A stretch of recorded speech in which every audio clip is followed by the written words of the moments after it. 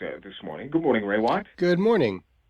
I remember last time we chatted a couple of weeks ago, you had some serious reservations about the reopening plan here. Have you seen anything in the data over the past week or two that's shown you any considerable, I guess, more optimism?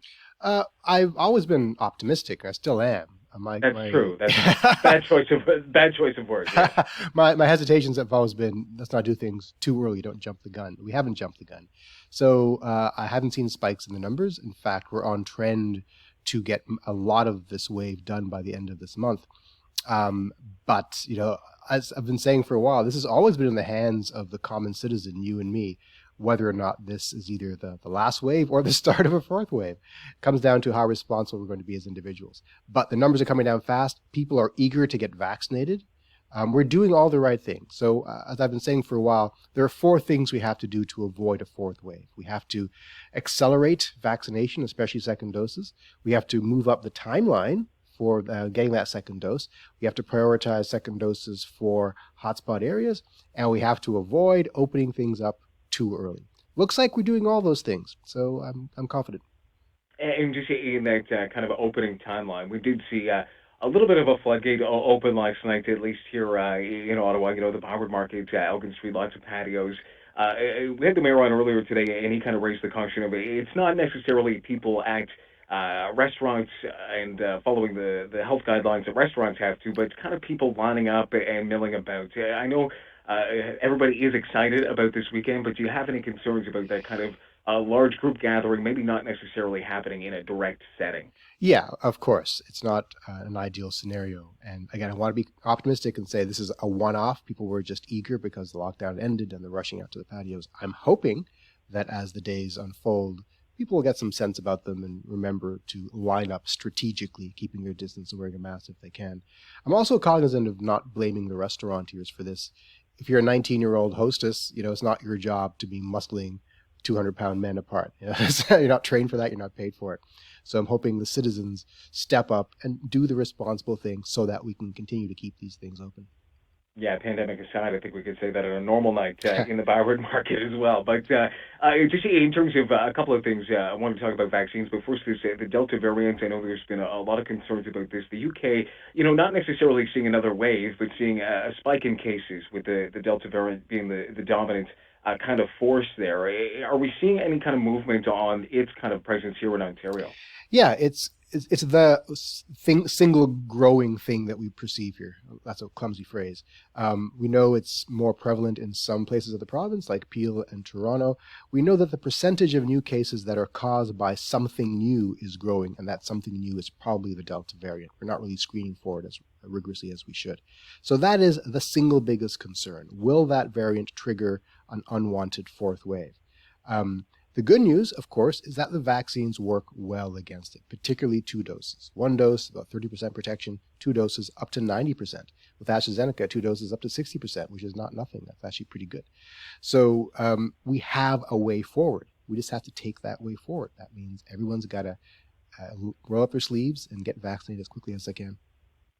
And we've seen some problems for second doses this week. I know many people still awaiting their first doses. At least here in Ottawa, we did see some problems with the booking system and a little bit of a lack of a supply, for lack of a better word, but a little bit of an issue there. Do you see Ottawa kind of being left behind in that aspect? I know that they've been targeting vaccines to hotspots in Toronto and Peel. But here in Ottawa, still the need exists as well. Do you feel like Ottawa is being shortchanged in that aspect? A little bit. Now, I understand the need to prioritize the hotspot areas like Peel and Toronto, and Ottawa is a little bit being punished for doing a good job. We've had our cases under control. We have some good public health leadership, and so it's a bit unfair that because we've done a good job, we'll have to wait a bit longer. So that's why I'm pleased we have strong voices like the mayor and Vera Etches who are advocating for this. But we are getting torrents of supply coming soon, millions of doses per week. And so I'm confident that Ottawa will be prioritized very, very soon. Yeah, and I know those appointments are still happening. 10,000 were taken this weekend in a heartbeat yesterday when they were announced. So the demand is out there. Do you think we're going to get to a point where the demand will will stop being there in terms of as we get towards the end of this summer? I know the goal is herd immunity, but do we anticipate that we're going to get to that point by the end of this year? Yeah, it's a good question. So the U.S. is definitely up against the hesitancy wall right now. They're barely at 40% fully vaccinated, and they're getting a lot of pushback from people who don't want the vaccine. That's why they're rolling out all these incredible incentive programs like scholarships and cash rewards and free beer. We're not going to have the same problem. Surveys suggest that 90% of Canadians want to be fully vaccinated. So demand outstrips supply and will continue to do so until September or so. But to answer your question, we will eventually run up against a demand wall. And we're going to have to address that because if we want herd immunity, we need almost all adults and a fair number of non-adults to accept vaccination. The children will probably save us because children are more eager to be vaccinated than adults are. But at the same time, of course, parents are worried and skeptical about exposing their kids to a vaccine. So some point later this year, we're going to have to explore some incentivization programs for adults. Things like, I don't want to say money, but donuts. When I was a kid, both have a drive. When I was a young adult struggling with money, I would actually give blood just for the free cookie. So we may get to I think many university students in Ottawa can kind of sympathize with that.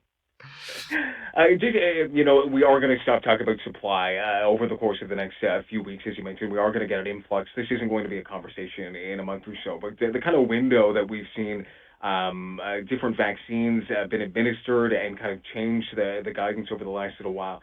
That'll, I think, kind of move more into focus. So the government this week maintaining the 12-week waiting period for those who got the first dose of the AZ vaccine. Now, some experts kind of not agreeing with that, thinking that they only need to wait 8 weeks. Just your thoughts on that in terms of if the province is doing the right thing here. I agree. It should be dropped down to 8 weeks, and here's why. It's true that 12 weeks is the sweet spot. Efficacy is greater there. But the gains you make by not dropping to 8 weeks are marginal at best, whereas the gains you make for faster protection against the Delta variant and avoiding that fourth wave are greater. It's a risk-reward scenario. So I would say absolutely drop it down to 8 weeks. And in addition, I'd advocate for people who got AZ as a first dose to get an mRNA vaccine as a second dose. Mix and match. The data is pretty strong now, in my mind, that you should mix and match. And we should probably do that in a shorter timeline. So there are a lot of options in front of us. I'm just hoping the province provides those options officially. And just for those who did get the AZ shot, obviously it's been a little bit of a roller coaster ride. How do you tell, or how do you, I guess, quell any concerns about kind of that mixing and matching and that idea that it is going to be okay to get a different kind of vaccine? So what data we do have suggests that not only is it not bad, it's good. Not only is it not good, it might be better than sticking to the same dosage. It might even be better than getting 2 shots of an mRNA vaccine. The only downside is you get more side effects in the short term. So for 1 or 2 days, you get probably more fever and pain and headache and things like that, which is not nothing. It's not fun. But the payoff is you get much better protection in the long run and good protection against the Delta variant. As I mentioned, AstraZeneca alone gives you about 60%. A Pfizer alone gives you about 90%. So mixing and matching gives you something in between. Yeah, and it's a good option. We're still hearing from some AZ recipients saying they feel like they've been left behind in that scenario. So I just wanted to kind of check in on kind of what to tell them. Well, I would add though that I have a lot of friends and family who got AZ and they're feeling like they got cheated as well. You might end up ahead of the game by mixing and matching. You might end up better than the people who got Pfizer for both shots.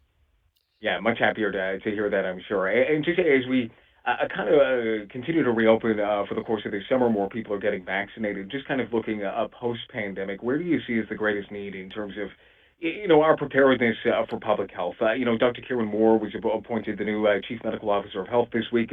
Given his epidemiological background, obviously that's a strong suit in terms of future planning for pandemics. But how quickly do we need to move on this to plan for the next one as we get to the end of this one? We got to move on public health planning in general, whether it's a pandemic, whether it's climate change, whether it's natural disasters. We've learned so much this past year.